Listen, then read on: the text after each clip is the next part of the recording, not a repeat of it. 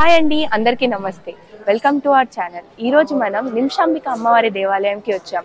ఇక్కడ అమ్మవారు నిమిషంలో కోరుకున్న కోరికలని నెరవేరుస్తుందని భక్తుల నమ్మకం. ఇంకా ఈ దేవాలయంలో నిమిషాంబిక దేవితో పాటు ఇంకా ఏ దేవతామూర్తులు ఉన్నారో రండి చూద్దాం.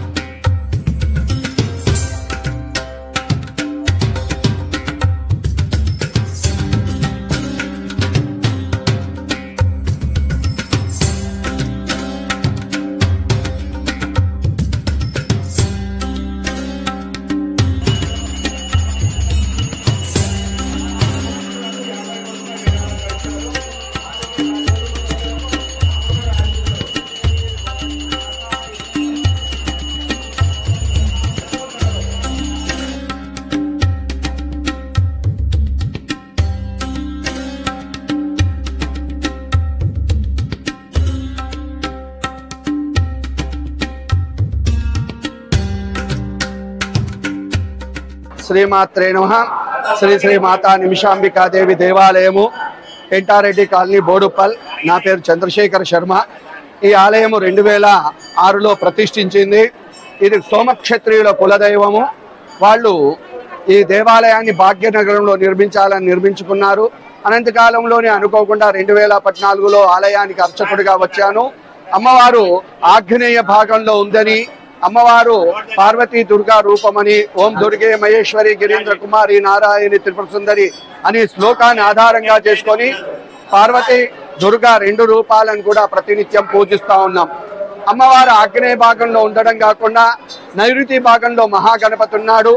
అంటే అమ్మవారికి షోడశ రూపిణైన పార్వతీదేవికి నిమిషంలో కోరిక కోరుకొని 16 ప్రదక్షిణాలు చేసినట్టయితే పార్వతీదేవి యొక్క చూపు మరియు దుర్గాదేవి చూపు పడుతుంది.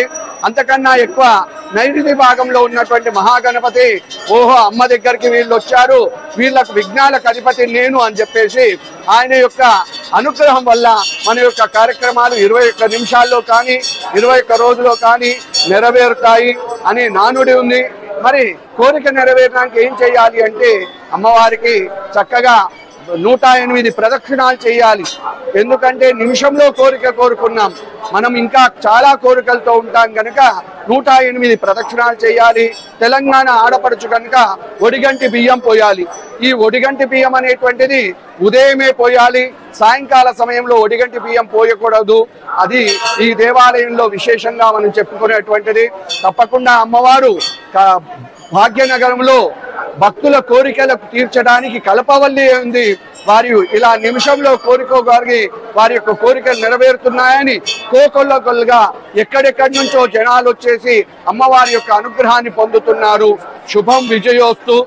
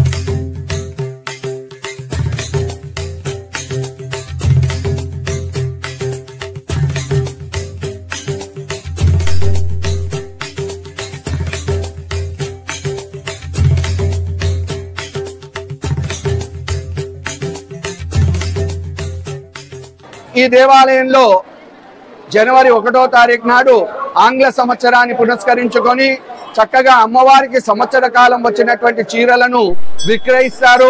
తర్వాత దినసూచిక అయినటువంటి క్యాలెండర్లను అందరికీ ఉచితంగా పంచుతారు. తర్వాత మాఘమాసంలో శివుడికి మా దేవాలయంలో ఉన్న ఉపాలయంలో శివుడికి చక్కగా అభిషేకాలు కార్యక్రమం అనేటువంటిది మహాశివరాత్రిని పురస్కరించుకొని ఉంటుంది. ఉగాది రోజు విశేషమైన అలంకరణతో అలరిస్తారు. అదేవిధంగా రామ కళ్యాణము, శ్రీరామనవమి నాడు రామ కళ్యాణం ఉంటుంది. వైశాఖ శుద్ధ దశమి అమ్మవారి యొక్క పుట్టినరోజు విశేషమైన కుంకుమార్చనలు కార్యక్రమం ఉంటుంది. సామూహికంగా కుంకుమార్చనలు, హోమము. అదేవిధంగా జ్యేష్ఠ శుద్ధ ద్వాదశి అమ్మవారి ఆవిర్భావ దినోత్సవము. అమ్మవారికి సుమారు 1000 లీటర్లతో ఎన్నైతే అన్ని పళ్ళ రసాలతో అభిషేకాలు అనేటువంటి చక్కగా జరిపేయడం జరుగుతుంది. అదేవిధంగా శ్రావణ మాసంలో మొదటి శుక్రవారము అమ్మవారికి 500 చీరలు, తర్వాత చివరి ఆదివారము 1,00,000 గాజుల అలంకరణ. అంతేకాకుండా విఘ్నేశ్వరి నవరాత్రులు కూడా చాలా చక్కగా జరుగుతాయి. తర్వాత ఆశ్వీజ మాసంలో అమ్మవారి నవరాత్రుల్లో 9 రోజులు 9 అలంకరణలతో 10వ రోజు విజయదశమి రోజు విజయేశ్వరి అలంకారంలో అమ్మవారికి ఏ కోరికలు కోరుకుంటే ఆ కోరికలు క్షణంలో తీరుస్తున్నటువంటి నిమిషాంబిక రూపంలో ఉంటుంది. కార్తీక మాసంలో కూడా పౌర్ణమి రోజు విశేషమైన అలంకరణతో అమ్మవారి యొక్క ఆశీర్వాదం అందరికీ తెలియజేస్తుంది. అమ్మవారి దగ్గరికి ఎక్కడెక్కడి నుంచో జనాలు వస్తున్నారు అంటే వారి యొక్క కోరికలు నెరవేరుతున్నాయని చెప్పుకోవడానికి ఇదే తార్కాణం. విజయోస్తు, అఖండ విజయ సిద్ధిరస్తు, జగన్మాత అనుగ్రహ సిద్ధిరస్తు తదాస్తు. కదండి నిమిషాంబిక దేవి దేవాలయము. మీరు దేవతని ఇంకా మిగతా దేవుళ్ళని కూడా దర్శించుకున్నాం కదా. ఇంకా ఈ దేవాలయ విశేషాలను కూడా మనం తెలుసుకున్నాము. ఈ దేవాలయాన్ని మీరు కూడా తప్పక వచ్చి దర్శించుకోండి. ఈ దేవాలయం మనకి హైదరాబాద్ బోడుప్పల్ ప్రాంతంలో ఉంది. దీని లొకేషన్ కింద డిస్క్రిప్షన్లో ఉంచుతాను. మీరు కూడా తప్పక ఈ దేవాలయానికి వచ్చి దర్శించుకోండి. మళ్ళీ ఒక మంచి వీడియోతో మీ ముందుకు వస్తాను. Thank you.